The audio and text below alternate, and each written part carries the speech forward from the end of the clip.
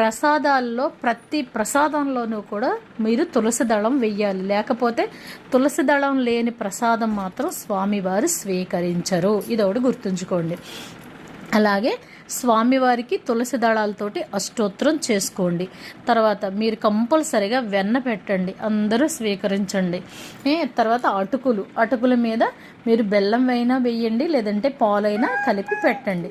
ఇలా గనక మీరు పెట్టినట్టయితే, ఎందుకు మనం పెట్టాలి అని అంటే, భూమి మీద ఉన్న ప్రతి ఒక్కళ్ళకి చూడండి, ఏదైనా కష్టం వచ్చి ఒకవేళ ఏదైనా యాక్సిడెంట్లో గనక మనం మళ్ళీ బ్రతికి బట్టగట్టామనుకోండి, అమ్మో వీడికి భూమి మీద నూకలు ఉన్నాయిరా అంటారు. అంటే భగవంతుడు, అంటే ఇటు వైష్ణవుల్లో జగన్నాథుడు మనకి నూకలు ఇవ్వాలి, అటు శైవంలో అన్నపూర్ణాదేవి మనకు అన్నం పెట్టాలి. కాబట్టి వీళ్ళిద్దరూ ఒక్కటే.